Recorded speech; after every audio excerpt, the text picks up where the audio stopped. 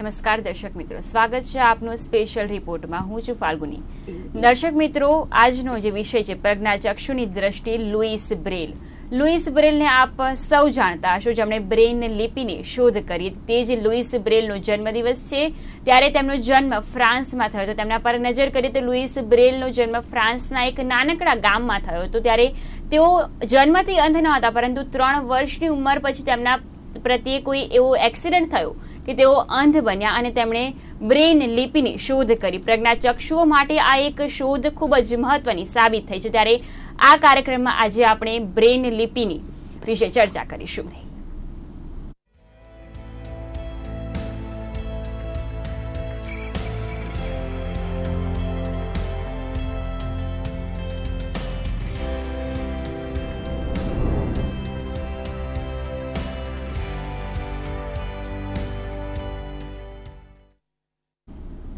તો દર્શક મિત્રો, આજના જે વિશેષ કાર્યક્રમમાં આપણી સાથે 2 વ્યક્તિઓ જોડાઈ ચૂક્યા છે. જે એક છે જિજ્ઞાસાબેન કડિયા, કે જેઓ જન્મથી પ્રજ્ઞાચક્ષુ છે. બીજી તરફ છે મિલિંદભાઈ સોની, કે જેઓ પ્રજ્ઞાચક્ષુ છે, સાથે સાથે જ તેઓ કોર્પોરેશન બેંકના મેનેજર પણ છે. તમારું સ્વાગત છે મારા સ્ટુડિયોમાં. નમસ્કાર.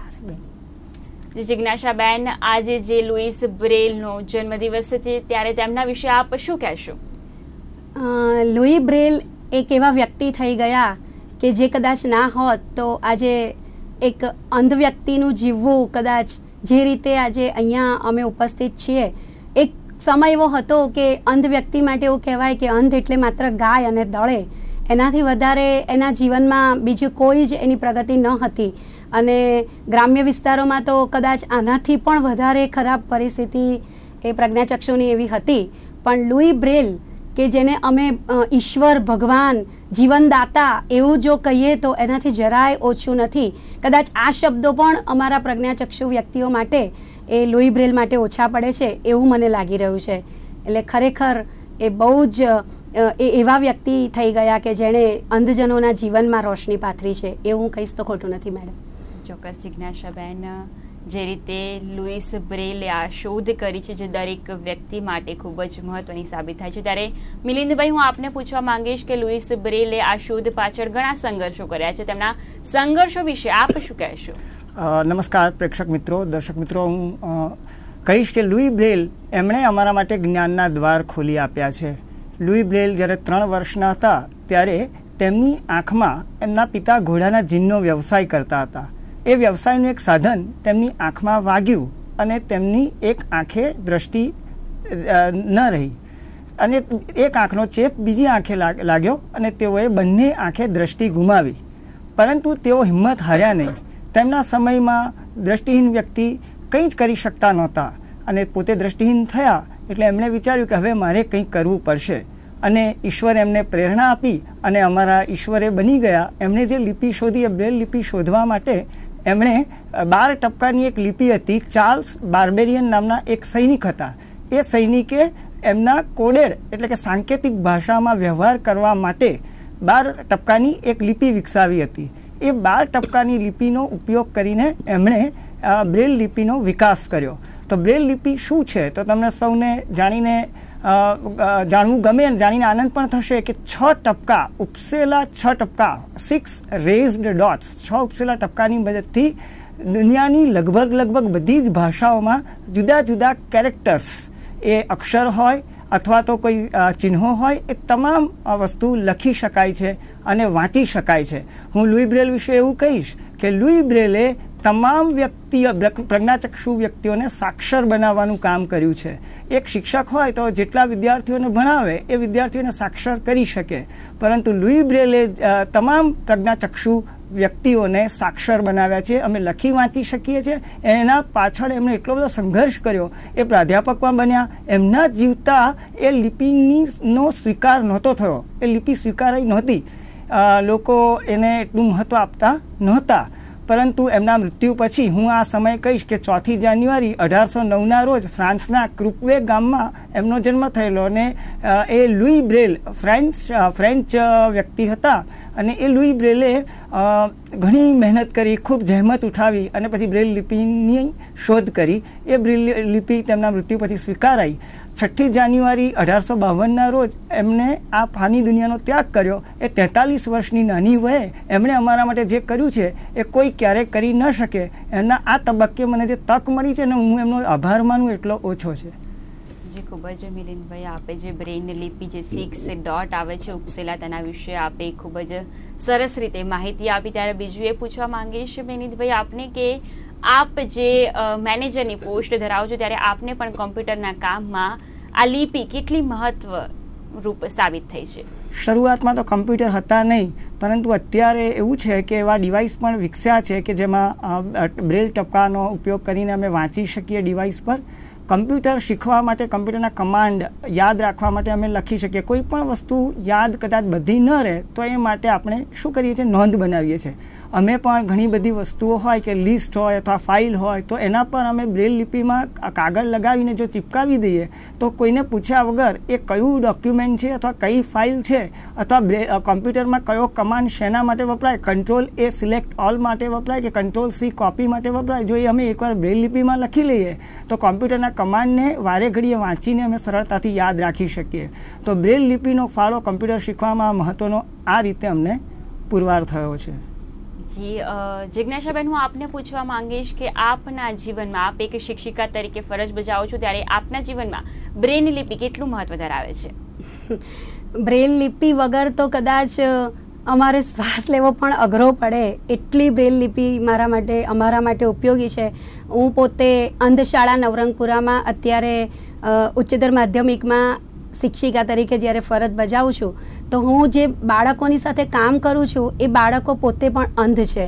એટલે એ લોકોને પણ જ્યારે શિક્ષણ આપવાનું છે, અભ્યાસ ક્ષેત્રે આગળ વધવામાં જ્યારે એમને પ્રયત્ન કરવાના છે ત્યારે બ્રેલ લિપિ વગર હું જ્યારે રોજ બ્રેલ લિપિ સાથે હું વણાયેલી છું. કારણ કે બ્રેલ લિપિથી જ હું એ લોકોને શિક્ષણ આપવાનું કાર્ય કરું છું.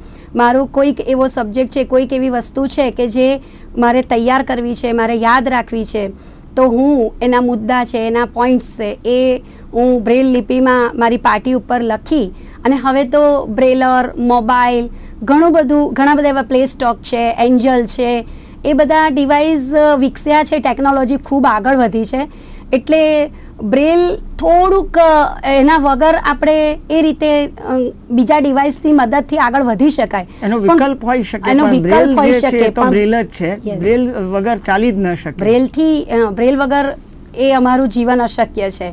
અને લુઈ બ્રેલે જે કામ કર્યું છે એ ખરેખર બહુ જ એમને તો જેટલા સલામ આપીએ, જેટલો એમનો આભાર માનીએ એટલો ઓછો છે. જી ખૂબ જ સરસ. આપના માટે જે લિપિ આટલી ઉપયોગી છે તેના વગર શક્ય જ નથી કે આપ આગળ કોઈ વિદ્યાર્થીને ભણાવી શકો. ત્યારે મિલિંદભાઈ, હું આપના જીવનના સંઘર્ષો વિશે જાણવા માંગીશ. હું અંધશાળા આશ્રમ રોડમાં અભ્યાસ કરતો હતો અને ત્યારે અમારા શિક્ષકો જે હતા તે અમારા પ્રત્યે એટલું બધું ધ્યાન આપતા હતા અને બ્રેલ લિપિમાં લખતા વાંચતા એમણે અમને ખૂબ સરસ રીતે શીખવાડ્યું અને દરેક તાસ દરમિયાન તે પૂરતું ધ્યાન આપતા હતા. વાંચન સ્પર્ધા યોજાય, લેખન સ્પર્ધા યોજાય બ્રેલમાં, અને દરેક વ્યક્તિ હાવભાવ સાથે કેવી રીતે વાંચવું અને એનામાં કેવી રીતે ઝડપ વિકસે, બ્રેલનો કેવી રીતે વિકાસ થાય. ને અમારી શાળા ઘણા ઇનામો પણ લાવતી હતી. તો મને મારા શિક્ષકોને આ તબક્કે થેન્ક યુ કહેવું ગમશે કે એમણે જે બ્રેલ લિપિ અમને શીખવાડી અને એના કારણે હું ધીરે ગ્રેજ્યુએશન કરી શક્યો. બરાબર, ઇંગ્લિશ સાથે MA BEd કરી શક્યો. શરૂઆતમાં અમે જે શાળામાં ભણતા હતા એ શાળામાં બ્રેલ લિપિ સાથે સાથે દરેક પ્રકારની તાલીમ આપવામાં આવતી હતી. સેન્સરી ટ્રેનિંગ, દરેક ઇન્દ્રિયોની તાલીમ આપવામાં આવતી હતી કે કેવી રીતે એનો ઉપયોગ કરવો અને કેવી રીતે આગળ વધવું. અને હું તો એમના કારણે આજે મારામાં આત્મવિશ્વાસ એટલો બધો વધ્યો છે કે હું કહીશ કે ખાલી હાથોं में जाम लेंगे हम, मन की आंखों से काम लेंगे हम, जितनी भी खुशियाँ हैं सारी सृष्टि में अपने हिस्से में તમામ लेंगे हम. કારણ કે મારે જે સંઘર્ષ કરવા પડે, સંઘર્ષના પરિણામે જો હું આજે બની શક્યો છું કે હું જે કંઈ મને આત્મવિશ્વાસ મારો વધ્યો છે એમાં બ્રેલ લિપિનો ફાળો ખૂબ વિશેષ છે. કેમ કે બ્રેલ લિપિમાં હું ઘણા બધા પુસ્તકો વાંચતો હતો. અમારા સમયે બ્રેલ લિપિમાં પુસ્તકાલયમાં દર મંગળવારે મને યાદ છે કે એક પુસ્તક અમે લઈ જતા અને એ પુસ્તક લાવીને પાછું આપતા. તો એક અઠવાડિયામાં અમે પુસ્તક વાંચી શકતા હતા. તો એ પુસ્તક બ્રેલ લિપિમાં ખૂબ અમને વાંચવા મળ્યું અને એના કારણે અમારું જ્ઞાન ખૂબ વધ્યું. અને લુઈ બ્રેલના કારણે ટેરવે જ્યોતિ ફૂટી અને આ આંગળીના ટેરવાની મદદથી બ્રેલ લિપિ વાંચીને હું આજે જીવનના દરેક તબક્કે સફળતા મેળવી શક્યો છું. એનું કારણ મારી બ્રેલ લિપિ જ છે. મિલિંદભાઈ, બીજું એ પૂછવા માંગીશ કે કોર્પોરેશન બેંકમાં આપ મેનેજર તરીકે ફરજ બજાવો છો અને 58 ATM આપની અંડરમાં આવે છે, ત્યારે આપ તેના વિશે, આ જોબ વિશે શું કહેવા માંગો છો? હું ખૂબ ખુશ છું કે મને યાદ શક્તિ મેં વિકસાવી શરૂઆતથી, કારણ કે દરેક વસ્તુ પૂછવી શક્ય હોય નહીં, એટલે કોઈને પૂછીએ, કોઈ વાંચી આપનાર હોય નહીં, બ્રેલ લિપિમાં લખી લઈએ તો બ્રેલ લિપિ લખવા માટે સાધનો હોય નહીં, તો હું યાદ રાખતો હતો અને ATM ID યાદ રાખીને દરેક વખતે કોઈ પણ ATM જ્યારે ડાઉન થાય, એટલે કે ATM વર્ક ન કરે ત્યારે મને કોલ મળે અથવા તો ઈમેલ, હું કોમ્પ્યુટર પર ઈમેલ પણ સાંભળી શકું છું. અમારું એક સોફ્ટવેર છે જેનું નામ છે JAWS, job access with speech, જેનું ફૂલ ફોર્મ છે. એ સ્ક્રીન રીડિંગ સોફ્ટવેર છે કે જે લાયસન્સ વર્ઝન અમારી બેંકે ખરીદેલું છે, એટલે જે સ્ક્રીન ઉપર દેખાય બધું સાંભળી શકાય.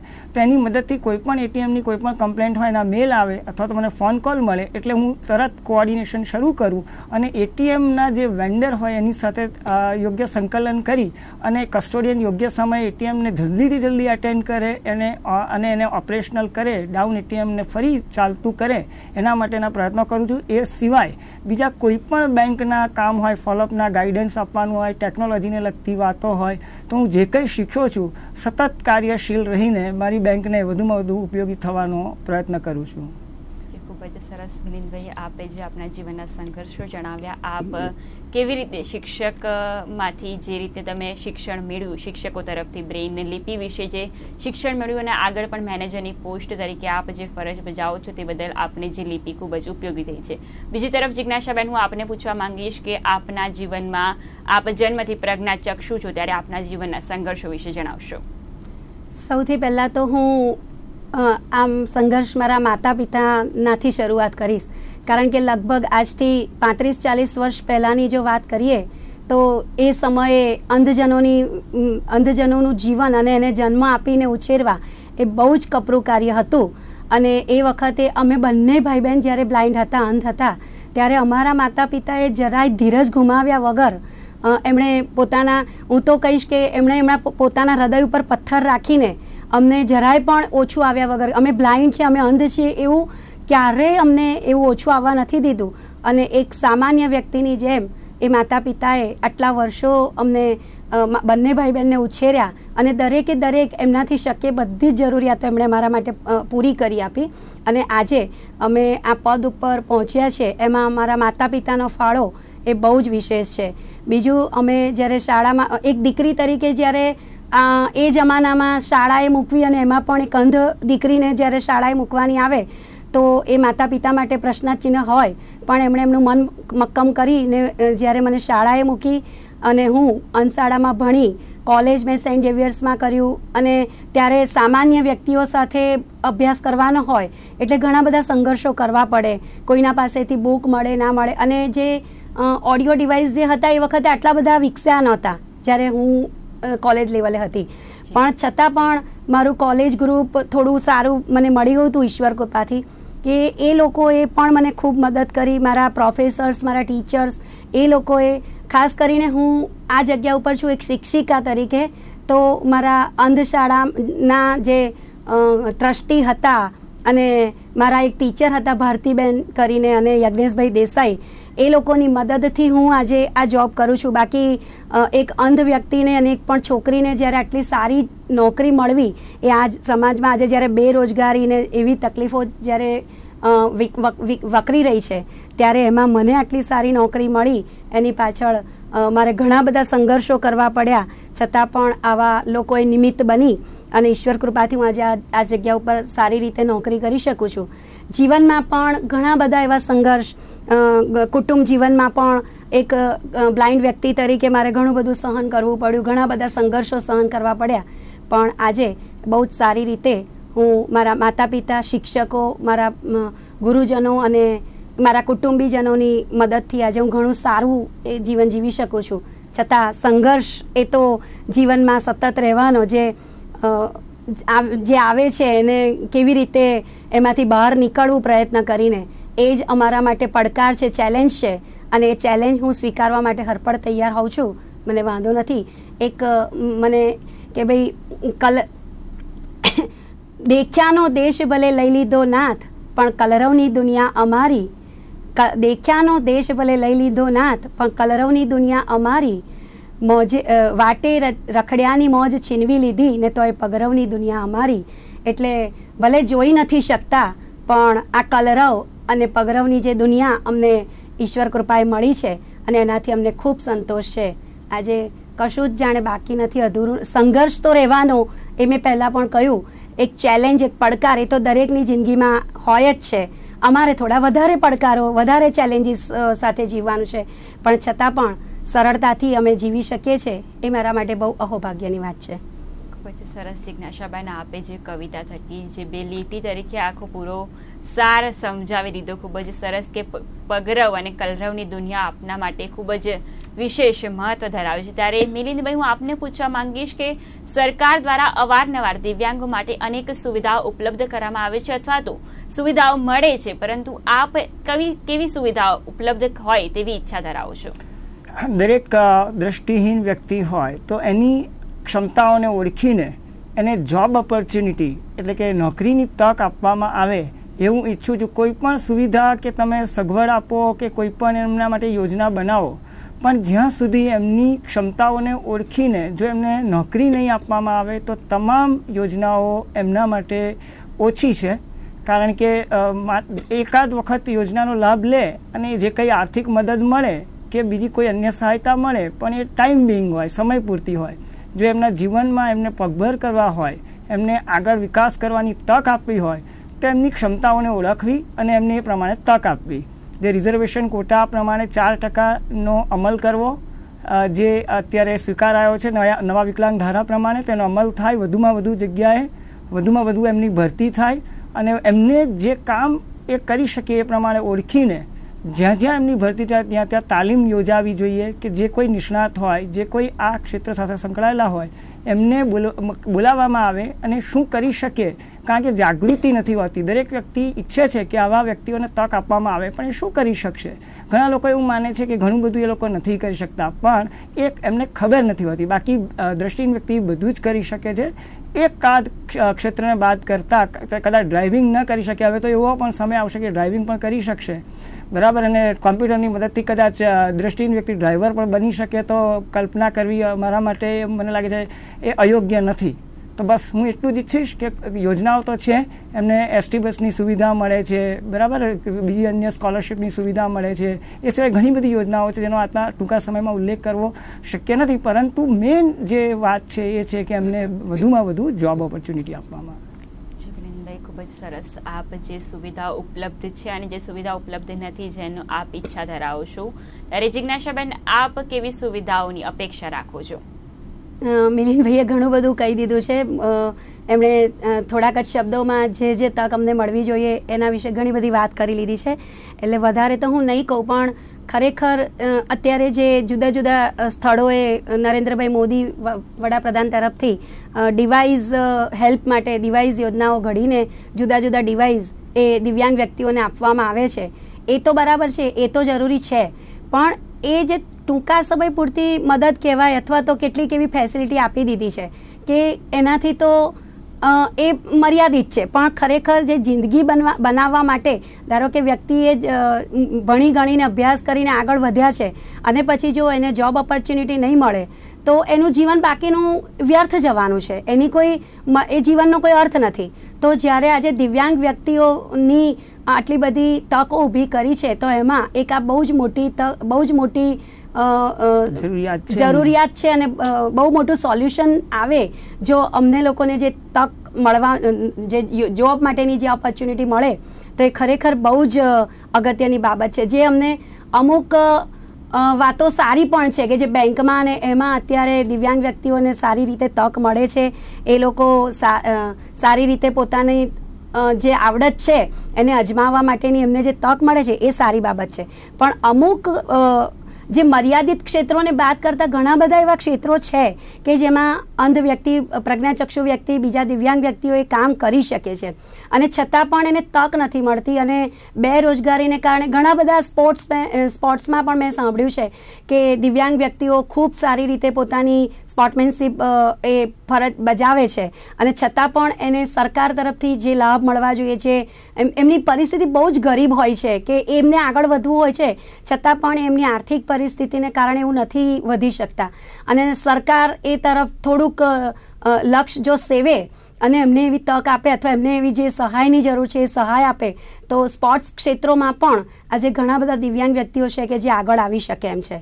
એટલે એક આ જોબ ઓપોર્ચ્યુનિટી અને આવા જે સ્પોર્ટ્સમાં જે ખેલાડીઓ છે, પ્લેયર્સ છે, જે ખરેખર આગળ વધી શકે એમ છે પણ એમની નબળી આર્થિક પરિસ્થિતિને કારણે કદાચ એ એમનો વિકાસ નથી કરી શકતા, તો આવી બાબતમાં જો સરકાર ધ્યાન આપે તો ખરેખર હજી પણ દિવ્યાંગ વ્યક્તિઓ ઘણું બધું કરી શકે એમ છે.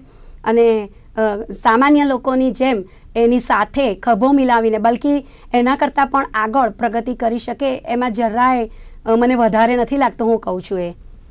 બિલકુલ જિજ્ઞાસાબેન, આપે જે રીતે આપની અપેક્ષા જણાવી કે સ્પોર્ટ્સમાં હજી પણ અમુક એવી જગ્યાઓ છે જ્યાં પ્રજ્ઞાચક્ષુઓ દિવ્યાંગોને તક નથી મળતી, ત્યારે તે તક પૂરી પાડવામાં આવે. ત્યારે જિજ્ઞાસાબેન, હું તમને બીજું એક એ પૂછવા માંગીશ કે અનેક શાળાઓ છે, અનેક અંધ શાળાઓ છે, આશ્રમો છે જ્યાં પ્રજ્ઞાચક્ષુ લોકોને ભણાવવામાં આવે છે, ત્યારે હજુ પણ એવા અનેક લોકો છે, દિવ્યાંગો છે, જેઓ શાળાએ નથી જતા, ત્યારે તેમને શાળાએ લાવવા માટે કેવા પ્રયત્નો કરવા જોઈએ?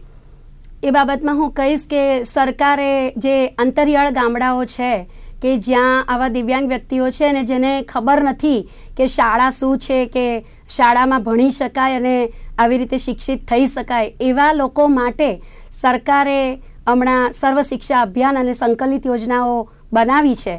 અને એના દ્વારા જે શિક્ષકો નીમવામાં આવે છે એ શિક્ષકો જાતે આવા અંતરિયાળ ગામડાઓમાં જઈ અને વિદ્યાર્થીઓ એમના માતા પિતાને સમજાવી અને એ લોકો વિદ્યાર્થીને અભ્યાસ માટે મોકલે અથવા તો આવી રીતે એ સમાજમાં એને બહાર નીકળવા દે, એ માટે એ શિક્ષકો જાતે જઈને વિદ્યાર્થીઓને એના પેરેન્ટ્સને સમજાવે છે.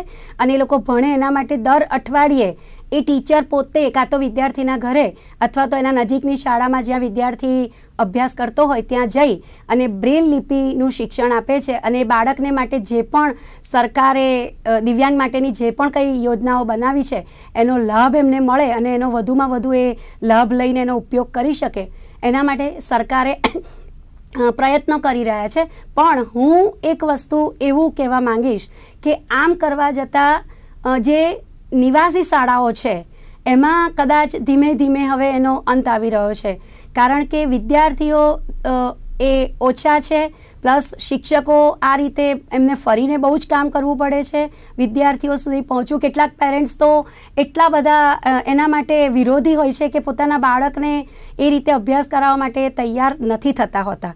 તો આવા બાળકોને નજીકની નિવાસી શાળાઓ હોય ત્યાં બેસાડે અને એમને યોગ્ય શિક્ષણ, જે રૂટીન શિક્ષણ, હવે શિક્ષક દર અઠવાડિયે એક વખત એ બાળકને બ્રેલ લિપિ શીખવવા માટે જાય છે, તો એ બાળક એક અઠવાડિયા પછી જ્યારે પાછું એ શિક્ષક પાસે આવે છે તો એ બધું ભૂલી જાય છે.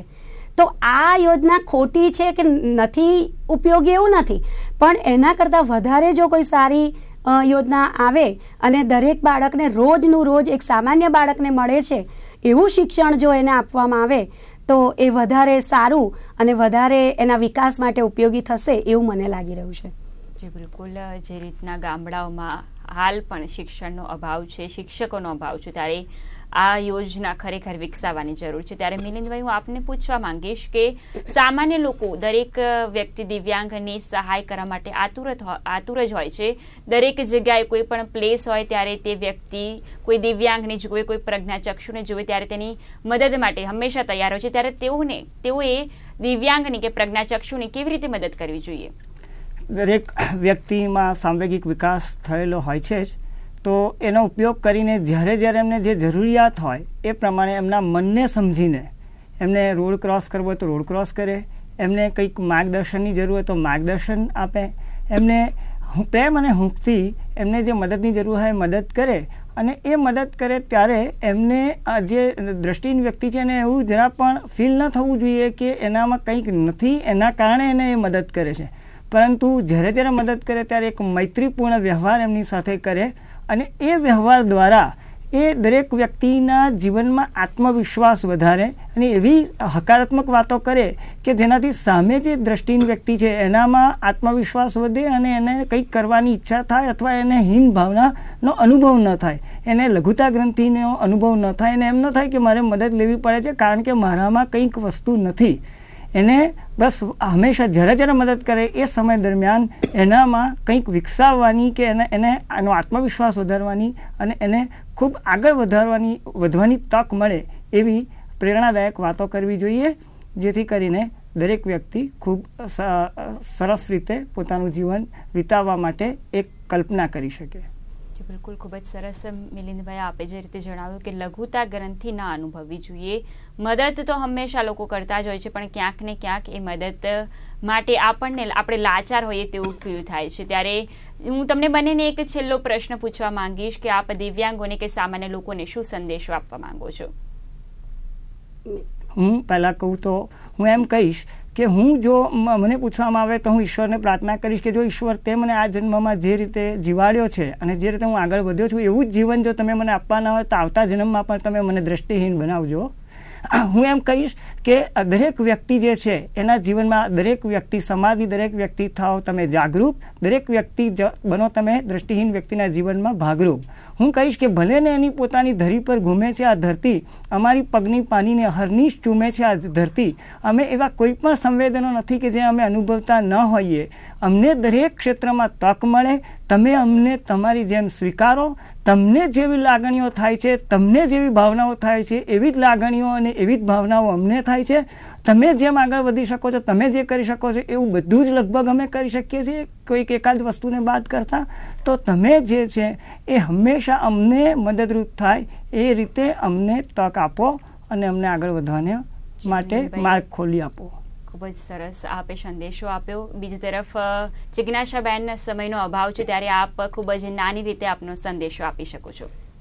સમાજ અમને બહુ જ પોઝિટિવ, હકારાત્મક રીતે સ્વીકારે, અમને દયનીય સ્થિતિ નહીં, બિચારો બાપડો એવી પરિસ્થિતિમાં નહીં, પણ અમે એક સામાન્ય વ્યક્તિ તરીકે જીવી શકીએ એ માટે અમને મૈત્રીપૂર્ણ રીતે જ્યાં જ્યાં જરૂર પડે ત્યાં મદદરૂપ થાય અને મર્યાદિત ક્ષેત્રોને બાદ કરતાં અમે પણ દરેક ક્ષેત્રમાં આગળ વધી શકીએ છીએ, કામ કરી શકીએ છીએ, એને સામાન્ય વ્યક્તિ સ્વીકારે અને દરેક ક્યારેક પણ કોઈ પોતાનું બાળક કે કોઈ પણ એવી પરિસ્થિતિ આવે કે એને દિવ્યાંગ વ્યક્તિઓ